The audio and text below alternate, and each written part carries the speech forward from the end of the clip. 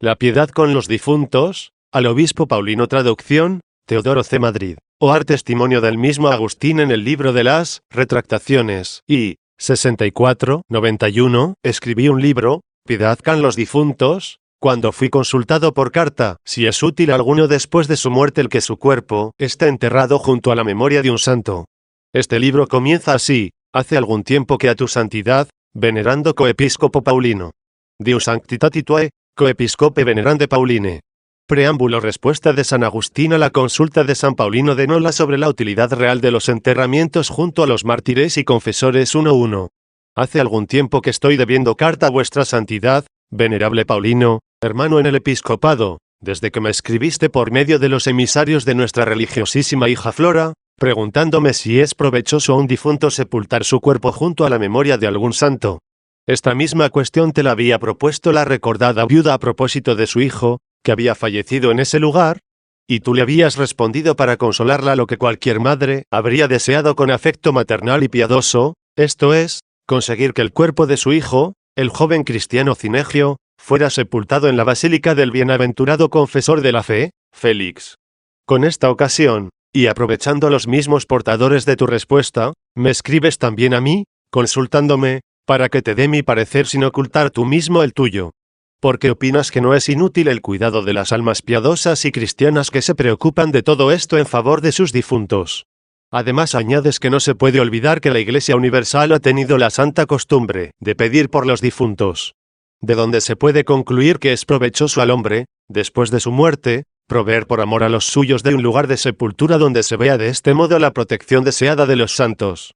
Primera parte. Utilidad de la sepultura. Sección primera. Motivos sobrenaturales. Primera cuestión. Los sufragios son provechosos a los que han vivido bien. 2. Si eso es así, advierte que no ves con claridad cómo puede conciliarse tal opinión con aquello que dice el apóstol, que todos compareceremos ante el tribunal de Cristo para que cada uno reciba el premio o el castigo según lo que haya hecho por medio del cuerpo. 1. Porque esta sentencia del apóstol advierte que hay que hacer antes de la muerte aquello que pueda ser provechoso después. Sin embargo, la cuestión se resuelve así, que hay que ejercitarse, mientras se vive en este mundo, con tal género de vida que permita adquirir méritos que capaciten luego a los difuntos, y por ese medio, según los sufragios que han procurado a través del cuerpo, sean socorridos después religiosamente en proporción a lo que hicieron por los demás. Pero hay difuntos a quienes no les sirve de nada todo esto, sea porque se aplican por aquellos cuyos méritos son tan malos que no son dignos de ser ayudados, o sea también porque se aplican por quienes tienen unos méritos tan buenos que ya no necesitan de tales sufragios. Así pues, según la forma de vida que cada uno ha llevado por medio del cuerpo, sucede que, cuando muere el cuerpo, le aprovechan o no los sufragios que se ofrecen piadosamente por él. Porque, si no se ha adquirido mérito alguno en esta vida por el que aprovechan los sufragios, es inútil que se busquen después. De este modo, ni la Iglesia ni la piedad de los fieles derrochan en vano por los difuntos cuanto les puede inspirar el celo de la religión. Y, no obstante, cada uno recibe según lo que obró por medio de su cuerpo, lo bueno o lo malo porque el Señor da a cada uno según sus obras. 2. Para que pueda serle provechoso después de su muerte lo que se le aplica, es necesario que haya adquirido el mérito durante la vida que llevó en su cuerpo. La oración de la Iglesia. 3. Podría ser suficiente para tu pregunta esta breve respuesta mía. Pero, ¿por qué se sugieren otras cuestiones, a las que creo debo responder? Atiende un momento. Leemos en los libros de los Macabeos que fue ofrecido un sacrificio por los difuntos. 3. Y, a pesar de que en ningún otro sitio del Antiguo Testamento se lee esto, no es poca la autoridad de la Iglesia Universal que se refleja en esta costumbre, cuando, en las oraciones que el sacerdote ofrece al Señor, nuestro Dios, sobre el altar, tiene su momento especial la conmemoración de los difuntos. Exposición. ¿Los funerales no suponen nada para los difuntos? Y lo mismo si se les deja insepultos. 2. Se puede investigar con interés si aprovecha algo al alma del difunto en lugar de la sepultura de su cuerpo. En primer lugar, si eso influye algo para causar o aumentar la pena a las almas de los hombres, después de esta vida, no según la opinión popular, sino más bien a la luz de las escrituras de nuestra religión, cuando sus cuerpos han quedado insepultos. En efecto, no hay por qué creer, como se lee en Virgilio, que los hombres privados de sepultura no pueden navegar ni atravesar el río del infierno, a saber, no pueden alcanzar las orillas del horror ni vadear los cavernosos caudales antes de que sus huesos encuentren el lugar de su reposo. ¿Quién va a orientar su corazón cristiano con tales ficciones poéticas y fabulosas, cuando el Señor Jesús, para que los cristianos, que han caído en manos de los enemigos, y tienen sus cuerpos en su poder, mueran seguros, afirma que ni un solo cabello de su cabeza perecerá, animando a no temer a aquellos que, después de matar el cuerpo, no pueden hacer nada más? De todo esto he hablado ya bastante, según creo, en el libro primero de la Ciudad de Dios 4 para tapar la boca a los paganos, que al inculpar a los tiempos cristianos la devastación de los bárbaros, que ha padecido recientemente sobre todo Roma, objetan también que el mismo Cristo no ha socorrido a los suyos en tales circunstancias. Y como les respondí que él había recogido las almas de los fieles según los méritos de su fe, entonces insultan a propósito de los cadáveres sin sepultura. Todo esto acerca de la sepultura lo he explicado con las siguientes palabras. 4. Tal era el montón de cadáveres, objetan, que ni sepultarlos pudieron. Pues bien, tampoco a esto le tiene demasiado miedo una fe auténtica. Los servidores de Cristo recuerdan lo que fue anunciado, que ni siquiera las bestias devoradoras serán obstáculo a la resurrección de los cuerpos, no se perderá un cabello de su cabeza. De ningún modo hubiera dicho la verdad, no tengáis miedo a los que matan el cuerpo, y no pueden matar el alma. 5. Si fuera obstáculo para la vida futura lo que se les antojase hacer con sus cuerpos a los enemigos de los caídos. No se empeñará ningún insensato en sostener, antes de morir no debemos tener miedo a quienes matan el cuerpo, pero sí el que impiden la sepultura del cadáver. En ese caso sería falso lo que dice Cristo, los que matan el cuerpo, y luego ya no tienen más que hacer. 6. Si pudieran hacer algo tan importante con el cadáver. Lejos de nosotros dudar de lo afirmado por la verdad. Dijo, en efecto, que algún daño sí causaban al matar, dado que el cuerpo tiene sensaciones en ese instante. Después ya no tienen nada que hacer, el cadáver está totalmente insensible. A muchos cuerpos de cristianos no se les dio tierra, es verdad. Pero a nadie han logrado expulsar de los espacios del cielo y de la tierra, llenos como están de la presencia de aquel que conoce de dónde hará surgir, por la resurrección, lo que él mismo creó. Cierto que se dice en el Salmo, echaron los cadáveres de tus siervos en pasto a las aves del cielo, y la carne de tus fieles a las fieras de la tierra. Derramaron su sangre como agua en torno a Jerusalén, y nadie la enterraba. 7. Pero estos términos son más para resaltar la crueldad de los autores que el infortunio de las víctimas. Porque, aunque estos horrores parezcan duros y crueles a los ojos humanos, sin embargo, preciosa es a los ojos de Dios la muerte de sus fieles. 8. Por consiguiente, todo lo tocante a las honras fúnebres, a la calidad de la sepultura o a la solemnidad del entierro, constituye más un consuelo de los vivos que un alivio de los difuntos. Si al hombre sin religión le sirve de provecho una costosa sepultura, al piadoso le sería una desventaja la ordinaria, o el no tener ninguna. Brillantes funerales a los ojos humanos le brindó la muchedumbre de sus servidores al famoso rico purpurado. Pero mucho más deslumbrantes ante el Señor le ofreció al pobrecillo ulceroso el ejército de los ángeles, quienes no lo colocaron en un alto y marmóreo túmulo, sino que lo depositaron en el regazo de Abraham. 9. De todo esto se burlan aquellos contra quienes he emprendido la apología de la ciudad de Dios. Sin embargo, también sus filósofos han mostrado desprecio por el cuidado de su sepultura. Y hasta ejércitos enteros, al entregar su vida por la patria terrena, no se preocupaban del lugar de su reposo, ni porque fieras habían de ser devorados. Bien han podido decir algunos poetas con aplausos de sus lectores, a quien le falta urna, el cielo le sirva de cobertura. Tanto menos deben zaherir a los cristianos por los cadáveres insepultos cuanto que la restauración de su carne y de todos sus miembros está prometida no solamente a partir de la tierra, sino desde el seno más secreto de los demás elementos en que se hayan podido convertir los cadáveres al disiparse. En un instante volverán a su integridad. 10. Segunda cuestión, ¿por qué es laudable la obra de misericordia, enterrar a los muertos? 3.5. De lo dicho no se deduce que hayamos de menospreciar y abandonar los cuerpos de los difuntos, sobre todo los de los santos y los creyentes, de quienes se sirvió el Espíritu Santo como de instrumentos y receptáculos de toda clase de buenas obras. Si las vestiduras del padre y de la madre, o su anillo y recuerdos personales, son tanto más queridos para los descendientes cuanto mayor fue el cariño hacia ellos, en absoluto se debe menospreciar el cuerpo con el cual hemos tenido mucha más familiaridad e intimidad que con cualquier vestido. ¿Es el cuerpo algo más que un simple adorno o un instrumento? Forma parte de la misma naturaleza del hombre. De aquí que los entierros de los antiguos justos se cuidaran como un deber de piedad. Se les celebraban funerales y se les proporcionaba sepultura. Ellos mismos en vida dieron disposiciones a sus hijos acerca del sepelio, o el traslado de sus cuerpos. 11. Se prodigan elogios a Tobías, que por enterrar a los muertos, según el testimonio de un ángel, alcanzó merecimientos ante Dios. 12. Y el Señor en persona, que había de resucitar al tercer día, elogia como buena la acción de aquella piadosa mujer, y quiere que sea divulgada como tal, el haber derramado el exquisito perfume sobre sus miembros con vistas a la sepultura. 13. Con elogio se cita en el Evangelio a quienes pusieron delicadeza en bajarlo de la cruz, lo envolvieron respetuosamente y lo colocaron en el sepulcro. 14. Todos estos textos, sin embargo, tan autorizados, no nos quieren insinuar que exista sensación alguna en los cadáveres.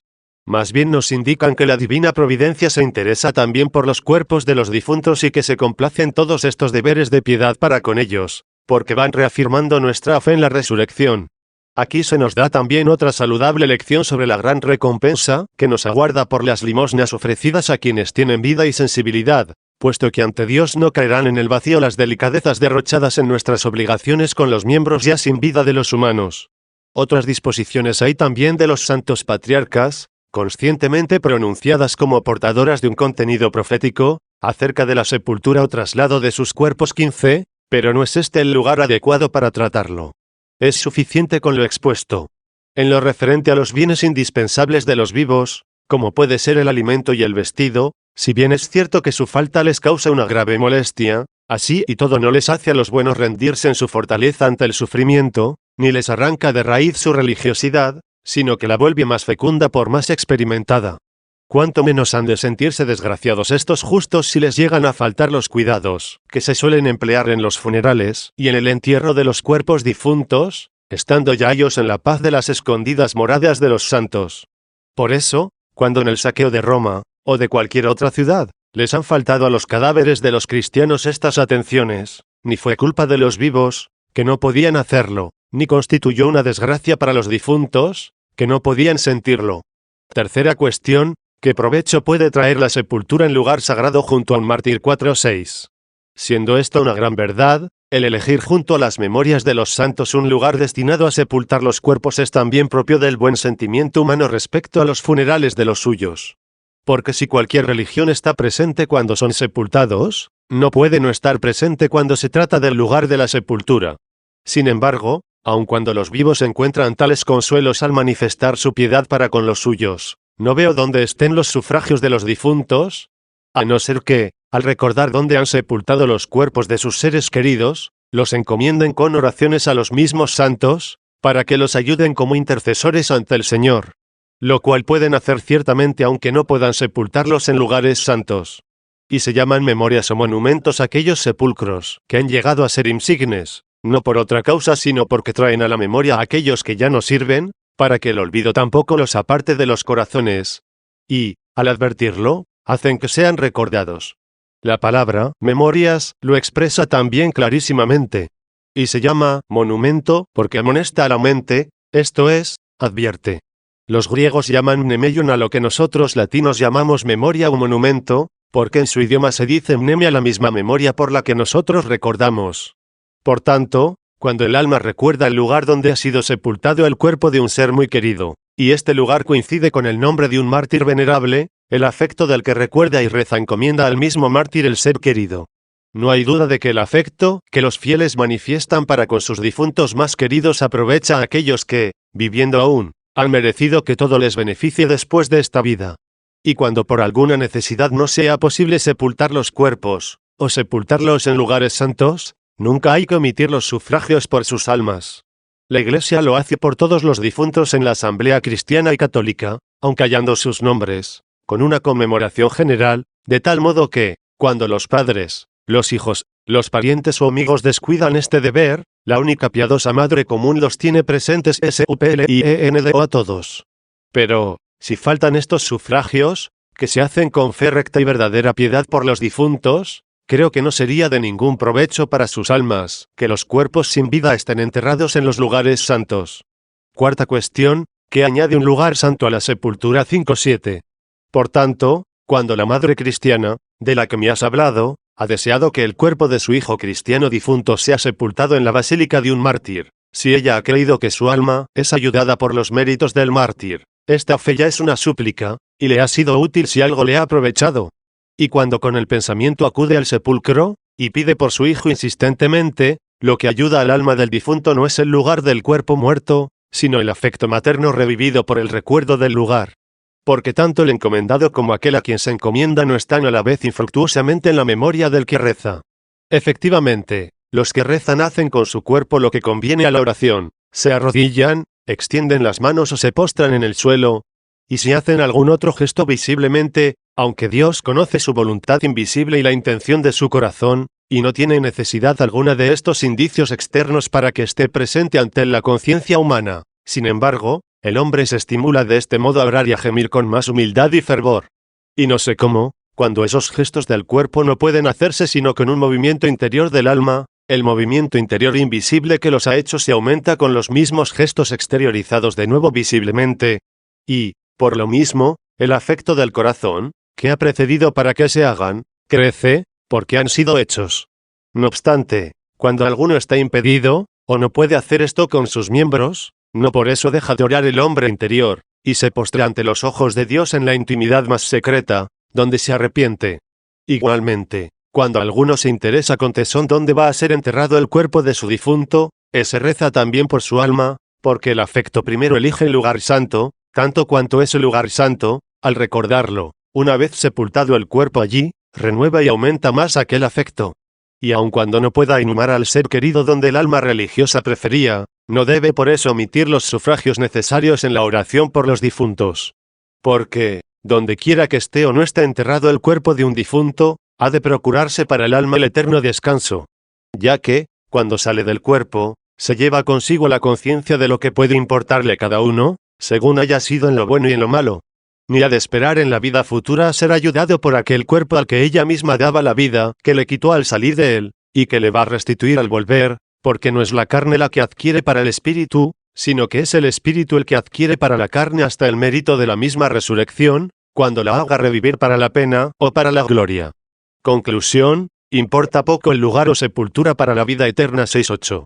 Leemos en la historia eclesiástica que Eusebio escribió en griego, y Rufino tradujo al latín, que en las Galias los cuerpos de los mártires eran arrojados a los perros, y que las sobras de los perros y los huesos de los difuntos eran quemados hasta su total consunción, y las mismas cenizas eran arrojadas después al río Ródano, para que no quedara nada de su recuerdo. Hay que creer que esto lo permitió Dios para que los cristianos, cuando desprecian esta vida por confesar a Cristo, aprendiesen a despreciar mucho más su sepultura. Porque lo que se hizo con refinada crueldad en los cuerpos de los mártires, ciertamente que Dios no lo hubiese permitido si perjudicara en algo que sus almas victoriosísimas descansasen menos felizmente.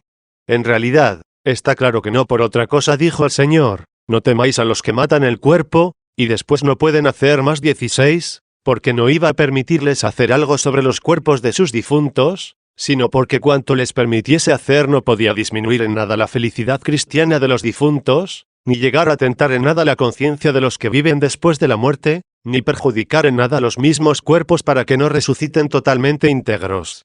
Sección segunda. Motivos naturales. La piedad con los difuntos se apoya en el amor natural a nuestra propia carne. Cuestión fundamental. La naturaleza misma pide respeto y piedad para con los difuntos. 7.9. Por aquel afecto humano por el que nadie odia jamás su propia carne. 17. Cuando los hombres llegan a saber que, después de su muerte, va a faltar a sus cuerpos algo de lo que entre su gente y patria reclama la solemnidad de cualquier sepultura, se entristecen como hombres, y temen, antes de morir, para sus cuerpos una suerte que no les conviene después de muertos. Así se lee en el libro de los Reyes que Dios amenaza por medio de un profeta a otro profeta, que había desobedecido su palabra con que su cadáver no sería colocado en el sepulcro de sus padres. Así lo dice la Escritura, esto dice el Señor, porque has despreciado la palabra del Señor, y no has guardado el precepto, que te mandé de no comer pan ni beber agua, tu cadáver no será enterrado en el sepulcro de tus padres. 18. En cuanto hemos de estimar este castigo, pensemos que, según el Evangelio, no se ha de llamar castigo, cuando sabemos que después de muerto el cuerpo no hay que temer que los miembros sufran nada sin el alma.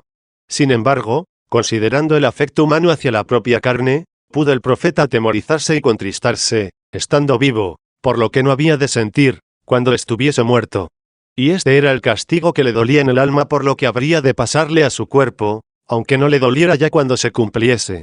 Hasta este punto quiso el Señor castigar a su siervo, que había despreciado cumplir su precepto, no por contumacia propia, sino porque, engañándole la falacia ajena, se creyó que obedecía, cuando no obedeció.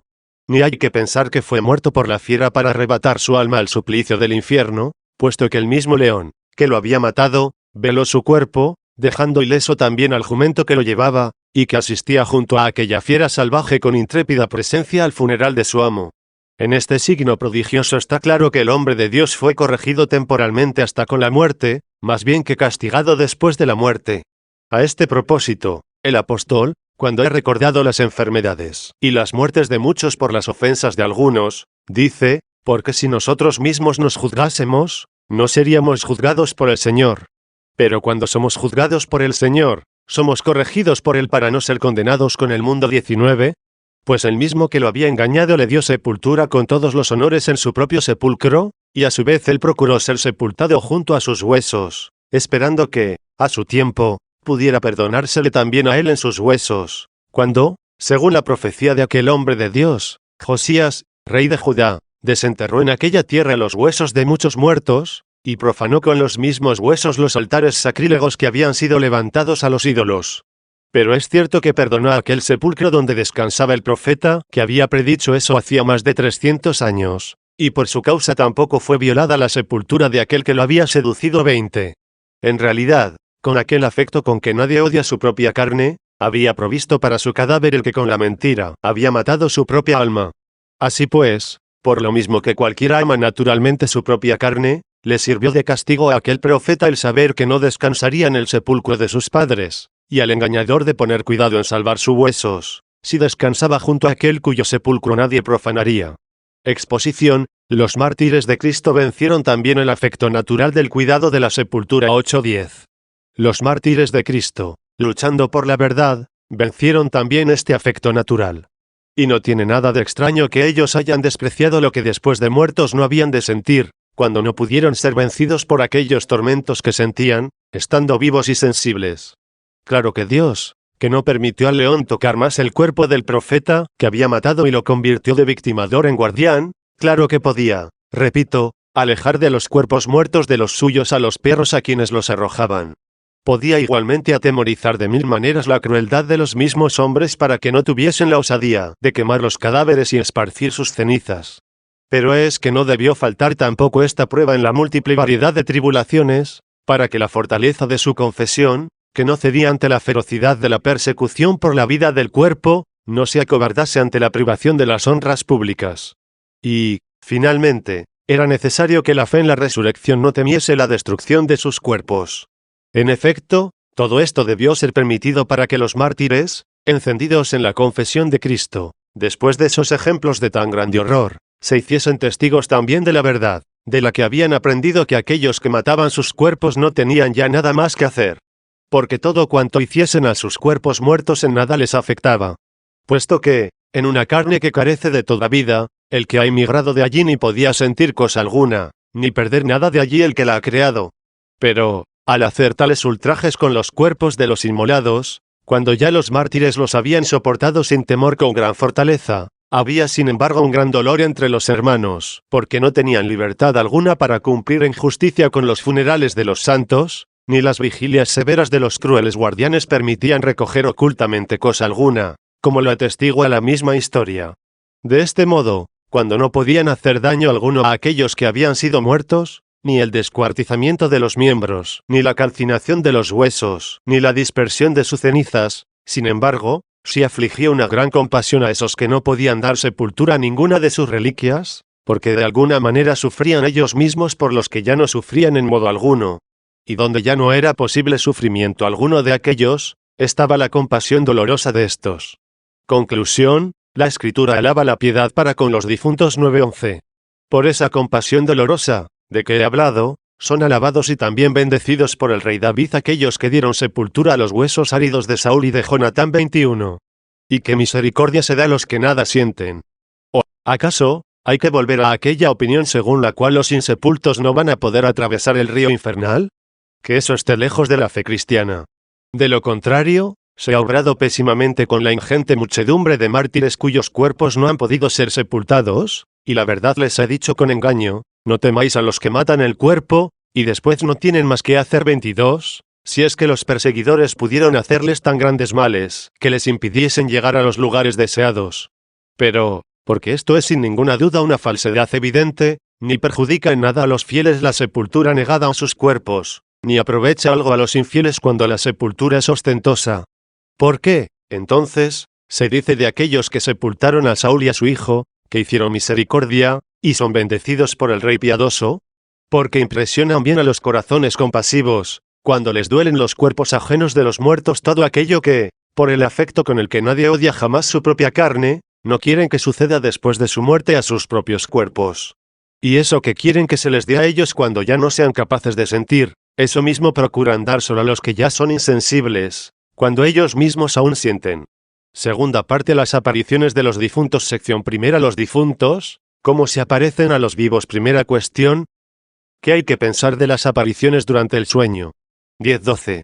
Se habla de apariciones, que me parece que tienen gran interés en esta cuestión. En efecto, se dice que algunos difuntos se han aparecido a los vivos en sueños o de otro modo, y que han advertido dónde yacían sus cuerpos sin enterrar, mostrándoles además los lugares, que se desconocían, para que se les diese la sepultura que les faltaba. Responder que esas visiones son falsas parece ir descaradamente en contra de testimonios escritos de algunos fieles, y en contra del sentir de cuantos confirman que esas apariciones les han ocurrido a ellos. La verdadera respuesta es que no por eso se ha de pensar que los muertos sienten realmente todo eso, porque parece que lo dicen, indican o piden en sueños. En realidad, también los vivos se aparecen muchas veces a otros vivos mientras duermen, sin que sepan ellos mismos que se aparecen, y oyen lo que han soñado de aquellos que dicen que los han visto en sueños actuando o hablando de algo. Es decir, que si alguien me puede ver en sueños, indicándole algo que ha sucedido o también anunciándole algo que va a suceder, como eso yo lo ignoro en absoluto, y no solo no me preocupa qué es lo que ha soñado él, sino si él está en vela cuando yo duermo, o si él duerme cuando yo estoy en vela, o si estamos despiertos o dormimos los dos a un mismo tiempo, cuando él ve el sueño en el que me ve a mí. ¿Por qué extrañarse si los muertos, sin saber ni sentir nada, pueden sin embargo ser vistos en sueños por los vivos, y que les dicen algo que al despertar reconocen que es verdadero? Yo me inclino a creer que eso sucede por intervención de los ángeles, que con permisión u orden de Dios se aparecen en sueños para advertir algo sobre la sepultura de sus cuerpos, sin saber completamente de quiénes son esos cuerpos. A veces son útiles tales apariciones, ya para consuelo de los vivos a quienes son queridos esos muertos cuyas imágenes ven en sueños, ya para recomendar a los hombres la humanidad de la sepultura, la cual, aunque no ayude a los difuntos, sin embargo, si se descuida, puede ser culpable de irreligiosidad. A veces también incurren los hombres, debido a las falsas visiones, en errores graves que es justo que los padezcan. Por ejemplo, cuando alguno ve en sueños lo que se cuenta como una ficción poética que vio Eneas en los infiernos, y se le aparece la imagen de algún insepulto, y le dice esas cosas como se dice que le habló Palinuro, y luego, cuando despierta, encuentra su cuerpo allí donde oyó, estando durmiendo, que yacía sin sepultar, para que, advertido y rogado, sepultase el cuerpo encontrado. Y, porque comprueba que eso es verdad, cree que hay que sepultar a los muertos para que sus almas pasen a los lugares de donde soñó que la ley infernal se lo prohibía a las almas de los insepultos. El que cree cosas como esas, no se aleja excesivamente del camino de la verdad. Exposición: ejemplos de visiones en sueños tanto de muertos como de vivos. 11-13. Es tal la flaqueza humana que cuando alguno llega a ver a un muerto en sueños, ya cree que está viendo su misma alma.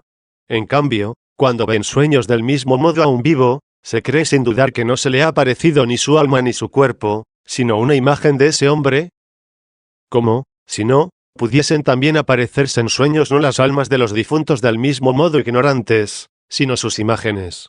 Por cierto, estando yo en Milán, oí que como un hombre exigiese el pago de una deuda, presentando el recibo del padre difunto, que ya había pagado sin saberlo el hijo, comenzó este hombre a contristarse muy seriamente, y a admirarse de cómo su padre, cuando hizo testamento al morir, no le hubiese dicho qué es lo que debía. Estando entonces muy angustiado por eso, su mismo padre se le apareció en sueños, y le indicó dónde estaba el resguardo del recibo por el que aquella deuda había sido liquidada. El joven lo encontró, y presentándolo, no solamente rechazó la calumnia de la falsa deuda, sino que también consiguió el recibo que el padre no había recibido cuando saldó la cuenta. Según esto, se cree que el alma del padre se preocupó por el hijo, y se llegó a él cuando dormía, enseñándole aquello que ignoraba para librarlo de una grave molestia. Casi por el mismo tiempo oí lo siguiente, estando todavía en Milán, Eulogio, retórico de Cartago y discípulo mío en esa disciplina, él mismo me lo contó después que volví al África, cuando explicaba a sus discípulos los libros de retórica de Cicerón, preparando la lección que iba a dar al día siguiente, se encontró con un pasaje oscuro. Como no alcanzaba a descifrarlo, todo preocupado, apenas pudo dormir, y aquella misma noche, cuando él estaba soñando, yo le expliqué aquello que él no entendía, pero por cierto que no fui yo, sino una imagen mía sin saberlo yo, que me ocupaba entonces en otra cosa y bien lejos, al otro lado del mar, o que estaba durmiendo y no tenía ni la más mínima preocupación de sus trabajos literarios. Entonces, ¿cómo se producen semejantes revelaciones? Yo no lo sé. Pero, de cualquier modo que sucedan. ¿Por qué no creemos que sucede del mismo modo cuando alguien ve en sueños a un muerto, igual que cuando ve en sueños a un vivo? Y, por cierto, ¿quién, dónde y cuándo está viendo en sueños sus imágenes? Ninguno de los dos lo sabe ni les preocupa. Segunda cuestión. ¿Tienen la misma explicación las visiones de los que deliran? 12-14. Hay también visiones de los despiertos, que tienen los sentidos averiados, muy parecidas a los sueños, como es el caso de los frenéticos, o el de los que están fuera de sí. Puesto que esos tales hablan consigo mismos como si hablasen con interlocutores realmente presentes, y, tanto si están como si no están, ven sus imágenes ya de vivos, ya de muertos. Pero, así como aquellos que viven no saben que son vistos por ellos y que hablan con ellos, porque ni están presentes ni participan en la conversación, sino que aquellos hombres sufren semejantes visiones imaginarias a causa de sus sentidos perturbados, del mismo modo aquellos que han salido ya de esta vida tampoco se les aparecen a esos hombres así predispuestos, como si estuviesen presentes, cuando están ausentes y del todo ignorantes de si alguien los ve imaginativamente. Tercera cuestión, las visiones en los letargos 15. Fenómenos semejantes suceden también cuando los hombres caen en un profundo letargo del cuerpo más completamente que si estuviesen dormidos, y están absortos con tales visiones, porque ven aparecer imágenes de vivos y de muertos con tal fuerza que, cuando vuelven en sus sentidos, dicen que han visto a algunos muertos, y creen que de verdad estuvieron con ellos. Sin caer en la cuenta los que lo oyen de que ellos han visto también de un modo parecido imágenes de personas vivas que estaban ausentes, y que no sabían nada. Por ejemplo, un hombre llamado Curma, pobre curial del municipio de Tulio, próximo a Hipona, que era magistrado de aquel lugar y sencillo labrador, cayó enfermo, y, privado de los sentidos, estuvo acostado como muerto durante algunos días. Un levísimo soplo de nariz, que apenas se sentía al acercar la mano, era el pequeño indicio de que tenía vida, para no permitir que fuera enterrado exánime. No movía miembro alguno, ni tomaba alimento. Los ojos y los demás sentidos parecían insensibles, a pesar de cualquier clase de estímulo. Y, sin embargo, él veía como entre sueños muchas cosas que, por fin, después de muchos días, como despertando, contó lo que había visto. En primer lugar, apenas abrió los ojos, dijo, que vaya alguno a la casa de Curma, el herrero, y que vea lo que allí sucede. Luego que se fue allí se encontró que había muerto en aquel mismo momento en que él había recuperado los sentidos, y había vuelto casi de la muerte a la vida. Entonces manifestó a los atónitos asistentes, que aquel había recibido orden de presentarse ante Dios a la hora en que él había sido vuelto a la vida, y que él había oído en el lugar de donde él volvía que no era Curma el curial, sino Curma el herrero, el enviado al lugar de los muertos. Además, que en aquellas visiones, como sueños suyos, entre los difuntos que había visto que eran considerados según la diversidad de sus méritos, reconoció también algunos que había conocido en vida.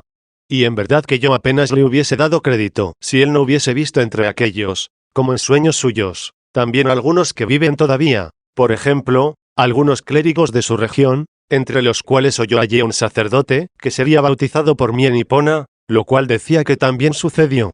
Él, pues, había visto un presbítero, a clérigos y a mí mismo, ciertamente vivos aún, en aquella visión en la cual vio después también a los muertos.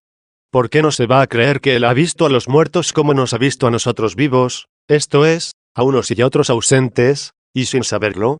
Es más, que mediante esa visión él ha visto no a las mismas personas, sino a sus imágenes, lo mismo que las imágenes de los lugares.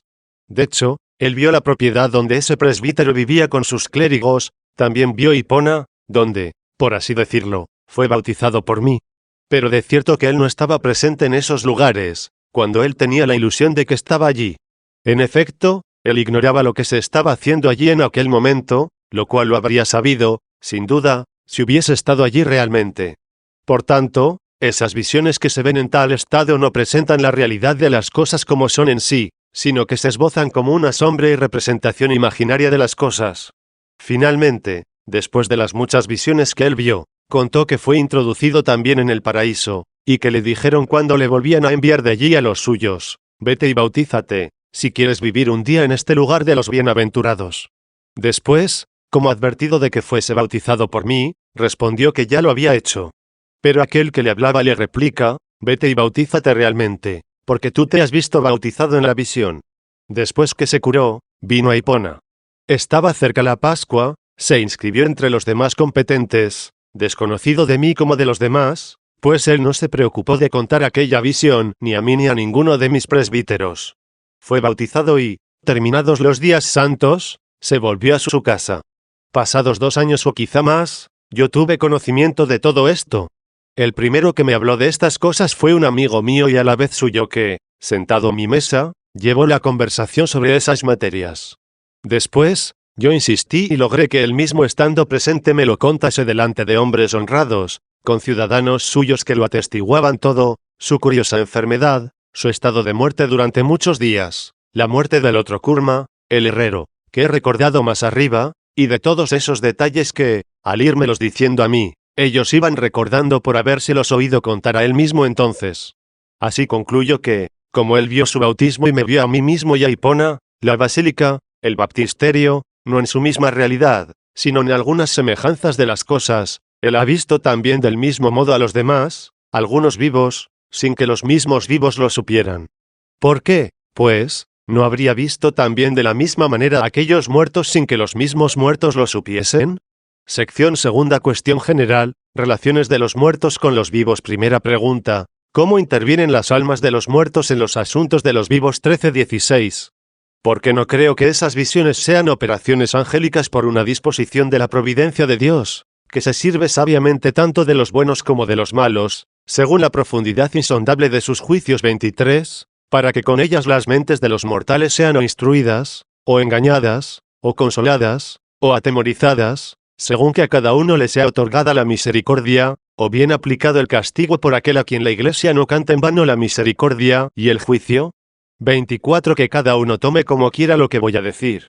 Si las almas de los difuntos se interesasen por los asuntos de los vivos, y ellas nos hablasen en sueños, cuando las vemos, mi piadosa madre, por no hablar de los demás, no me abandonaría ni una sola noche, ella que me siguió por tierra y por mar para vivir conmigo. Lejos de mí pensar, en efecto, que la vida más dichosa la haya vuelto cruel hasta tal punto que, cuando algo angustia mi corazón, no quiera consolar al hijo triste, a quien ella amó únicamente, y a quien jamás quiso ver afligido. Indudablemente que es verdadero lo que canta el Salmo Sagrado: si mi padre y mi madre me abandonan, el Señor me recogerá. 25. Sí, pues, nuestros padres nos han abandonado. ¿Cómo se van a interesar por nuestros cuidados y asuntos? ¿Y si nuestros padres no se interesan? ¿Quiénes son esos muertos que llegan a conocer lo que nosotros hacemos o lo que nosotros sufrimos? El profeta Isaías dice: que tú eres nuestro padre porque Abraham no sabe de nosotros, e Israel no nos reconoce. 26. Si tan grandes patriarcas ignoraron la suerte de ese pueblo salido de ellos, a quienes por creer en Dios les fue prometido ese mismo pueblo de su estirpe, ¿cómo los muertos se van a interesar en conocer y ayudar asuntos y actividades de los vivos? Y, entonces, ¿cómo decimos que Dios se ha cuidado de aquellos que han muerto antes de que llegasen los males, que han venido a su muerte, si ellos sienten también después de la muerte cuanto sucede en las calamidades de la vida humana? ¿O es que digo esto engañándome, y debo más bien creer que están tranquilos aquellos a quienes preocupa la vida agitada de los vivos? ¿Qué significa, pues, lo que Dios prometió como un gran beneficio al piadosísimo rey Josías, que moriría antes de ver los males que amenazaba iban a venir sobre aquel país y pueblo? Estas son las palabras de Dios: así dice el Señor Dios de Israel, puesto que al oír la lectura lo has sentido de corazón, y te has humillado ante el Señor, al oír mi amenaza contra este lugar y sus habitantes, que serán objeto de espanto y de maldición. Puesto que te has rasgado las vestiduras y llorado en mi presencia, también yo te escucho, oráculo del Señor. Por eso, cuando yo te reúna con tus padres, te enterrarán en paz, sin que llegues a ver con tus ojos la desgracia que voy a traer a este lugar y a los que moran en él. 27. Aterrado por las amenazas de Dios, Josías había llorado y había rasgado sus vestiduras, y está seguro de que la muerte le va a venir antes de que lleguen todos aquellos males, porque va a descansar tan tranquilo en paz, que él no va a ver tramaños males. Luego los espíritus de los difuntos están allí donde no ven lo que se trajina y sucede a los hombres en la vida presente. Entonces, ¿cómo ven sus propios sepulcros o sus cuerpos para saber si yacen desatendidos o sepultados? ¿Cómo están presentes en ellos las miserias de los vivos, cuando ellos o sufren sus propios males, si tales son sus méritos, o descansan en paz, como le fue prometido a Josías, en un lugar donde no tienen mal alguno ni sufriendo ni compadeciendo, liberados ya de todos los males que soportaban, cuando vivían aquí, padeciendo y compadeciendo? Una objeción, la propuesta del rico y la respuesta de Abraham 14:17. Quizás me diga alguno, si los muertos no se preocupan de los vivos, como el rico aquel, que era atormentado en los infiernos, rogaba al padre Abraham que enviase a Lázaro a sus 5 hermanos aún vivos, y tratase con ellos para que no viniesen también ellos a ese lugar de tormento? Respondo. Pero, es que, ¿por qué aquel rico dijese eso? Por eso sabía él qué hacían o qué padecían sus hermanos en aquel tiempo. Él se interesó por los vivos, aunque ignorase por completo qué hacían, del mismo modo que nosotros nos interesamos por los muertos, aunque no sepamos ciertamente qué es lo que ellos hacen. En efecto, si no nos importaran nada los muertos, de seguro que no pediríamos a Dios por ellos. En fin, que Abraham no envió a Lázaro, y le respondió que ellos tienen aquí a Moisés y a los profetas, a quienes deberán escuchar para que no vengan a esos suplicios. De nuevo puede replicar. Como el mismo padre Abraham ignoraba lo que pasaba aquí, cuando él sabía que existían Moisés y los profetas, es decir, sus libros, obedeciendo a los cuales los hombres evitarían los tormentos del infierno. Cuando, en fin, sabía él que aquel rico vivió en delicias, y en cambio el pobre Lázaro en trabajos y dolores. 28, puesto que le dice también esto, recuerda, hijo, que en vida te tocó a ti lo bueno, y a Lázaro lo malo. 29, es decir, que él sabía todo esto que había sucedido ciertamente entre los vivos, y no entre los muertos.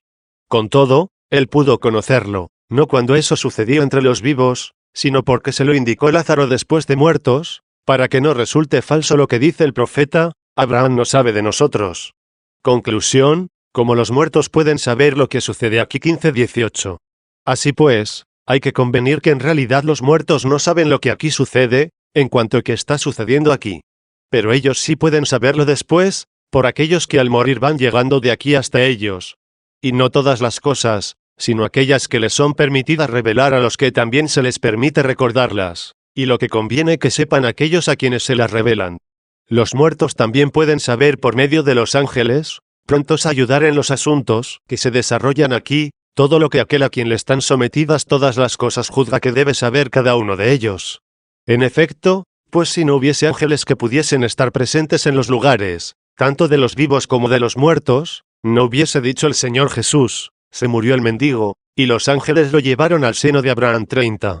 Luego pudieron estar tanto aquí como allí, porque llevaron desde aquí hasta allí al que Dios quiso. Los espíritus de los muertos pueden conocer también algunas cosas que suceden aquí, que es necesario que los difuntos las conozcan, y también a los que necesitan conocerlas, y no solamente cosas pasadas o presentes, sino también cosas futuras, revelándolo el Espíritu de Dios. Lo mismo que, mientras vivían aquí, no todos los hombres, sino los profetas, conocían no todas las cosas, sino aquellas que la providencia de Dios juzgaba que debían revelar. La Escritura divina atestigua que algunos de los muertos son enviados a los vivos, como, al contrario, Pablo, de los vivos, fue arrebatado al paraíso. 31. Ciertamente que el profeta Samuel, ya difunto, predijo a Saúl, vivo y todavía rey, las cosas futuras, aunque algunos creen que no fue él quien hubiera podido ser el evocado con las artes mágicas, sino que algún espíritu cómplice en obras tan malas simuló su imagen. 32, como el libro eclesiástico, que se dice que escribió Jesús, hijo de Sirac, y por alguna semejanza de estilo se dice que es de Salomón, contienen alabanza de los padres, que Samuel ya muerto profetizó. 33. Pero si se contradice este libro por el canon de los hebreos, porque no está en el de ellos, ¿qué tendríamos que decir de Moisés, el cual ciertamente está ya muerto en el Deuteronomio, y en el Evangelio, con Elías, que aún no ha muerto, se apareció a los vivos. 34. Segunda pregunta, ¿los mártires, cómo vienen en ayuda nuestra? 16-19. El ejemplo anterior nos sirve para resolver la cuestión. Si los muertos no saben lo que hacen los vivos, ¿cómo es que los mártires responden a los que les piden que se interesen por las cosas humanas con los mismos beneficios que conceden? Efectivamente, nosotros mismos hemos oído, y no por vagos rumores, sino por testigos veraces, que el confesor Félix, cuya tumba veneras piadosamente, se apareció no solo con los efectos de los beneficios, sino también a la vista de los mismos fieles, cuando no le era asediada por los bárbaros. En verdad que estos milagros se producen divinamente, bien lejos de lo que el orden habitual tiene asignado a cada especie de criaturas. Por ejemplo, porque el agua se convirtió de repente en vino cuando quiso el Señor. 35, no por eso debemos deducir de esa obra divina excepcional, o más bien única, que es lo que puede el agua por la propiedad de sus elementos. Ni, porque Lázaro resucitó. 36, deducir por eso que todo muerto resucita cuando quiere, o que cualquier vivo puede despertar a un muerto lo mismo que el que está despierto despierta al que está dormido. Unos son los límites de las cosas humanas, y otros muy distintos los signos de los poderes divinos. Una cosa es lo que se hace naturalmente, y otra lo que se hace milagrosamente, aunque Dios esté presente tanto en la naturaleza para que subsista como para que la naturaleza no falla en los milagros. No hay que creer por eso que algunos difuntos puedan intervenir en las cosas de los vivos, porque los mártires han curado y ayudado a algunas personas, sino más bien hay que entender que los mártires intervienen en las cosas de los vivos por el poder divino, porque los difuntos por su propia naturaleza no pueden intervenir en las cosas de los vivos. Una cuestión sobre los mártires, ¿vienen ellos en persona a ayudar a los vivos, o socorren desde el cielo? 20. Aunque esta cuestión exceda la capacidad de mi inteligencia, como los mártires ayudan a aquellos a los que, sin duda alguna, son socorridos por medio de ellos, cuando ellos mismos están presentes por sí al mismo tiempo en tan diversos lugares, y tan distantes entre sí, bien donde están sus memorias, bien, además de sus memorias, donde quiera que se hace sentir su presencia. O sí, separados de toda convivencia con los mortales en el lugar conveniente a sus merecimientos, pero intercediendo en general por las necesidades de los que les suplican, así como nosotros oramos por los muertos sin estar nosotros presentes a ellos y sin saber nosotros ni dónde están ni qué hacen, Dios omnipotente, que está presente en todas partes, ni encerrado en nosotros ni alejado de nosotros, al escuchar las súplicas por los mártires, distribuye, por medio de los ministerios angélicos extendidos por todas partes, esos favores a los hombres que juzga que debe dárselos en medio de la miseria de esta vida, y donde quiere, cuando quiere, como quiere, y sobre todo por medio de sus memorias, está recomendando sus méritos con un poder admirable y una inefable bondad, porque sabe que esto nos conviene para edificar la fe de Cristo, por cuya fe ellos han sufrido. Esta es una cuestión mucho más profunda para que pueda ser solucionada por mí, y mucho más compleja para que yo pueda profundizarla. Por esa razón, ¿cuál de las dos maneras es la verdadera? O, más bien lo son las dos. El que unas veces sucedan esas cosas por la misma presencia personal de los mártires, y el que otras veces sucedan por medio de los ángeles, que toman la figura de los mártires, no me atrevo a definirlo. Preferiría informarme bien de las personas que lo sepan. Porque tiene que haber alguien que lo sepa ciertamente, no quien le parezca saberlo y no lo sabe. De hecho hay dones de Dios que Él da a unos, y otros que Él da a otros, según el apóstol, que dice que a cada uno se le da la manifestación particular del Espíritu para utilidad común. A uno, por ejemplo, mediante el Espíritu se le dan palabras acertadas, a otro, palabras sabias, conforme al mismo Espíritu, a un tercero, fe, por obra del mismo Espíritu, a otro, por obra del único Espíritu, dones para curar, a otro, realizar milagros, a otro, el don de profecía, a otro, discernir espíritus, a aquel, hablar diversas lenguas, a otro, interpretarlas.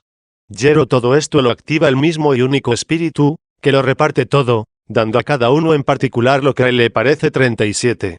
De entre todos estos dones espirituales, que el apóstol ha recordado, el que haya recibido el discernimiento de espíritus, ese es el que sabe estas cosas, de que hablamos, como es necesario saberlas.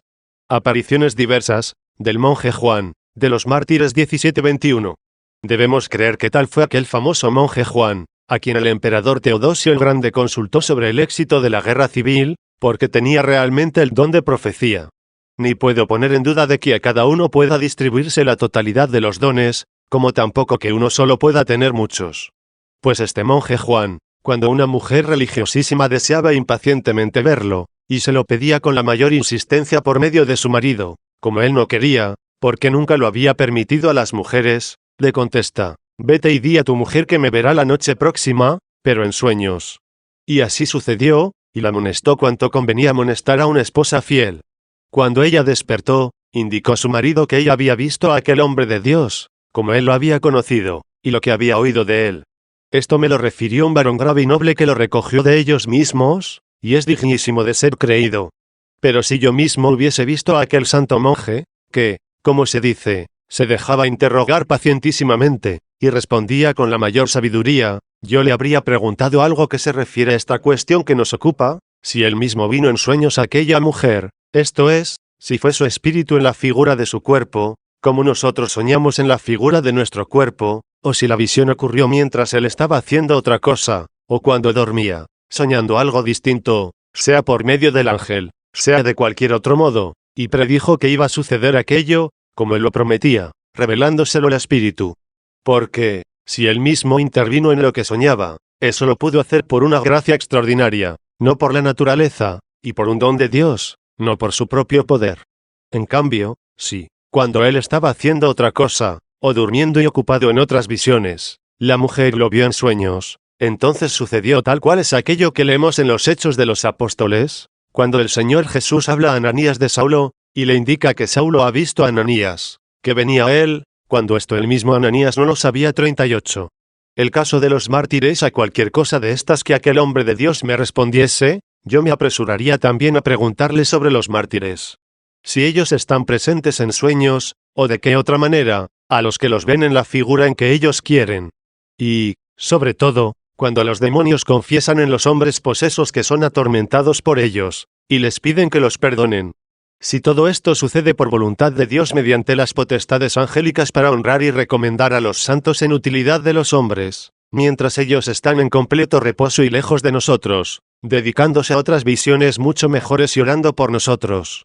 Por ejemplo, en Milán, sobre la tumba de los santos mártires Protasio y Gervasio, cuando se pronunciaba su nombre así como el de los difuntos, que conmemoraban del mismo modo, los demonios gritaban al obispo Ambrosio, todavía vivo, y le suplicaban también que los perdonase, estando él ocupado en otra cosa, y sin saber en absoluto lo que pasaba.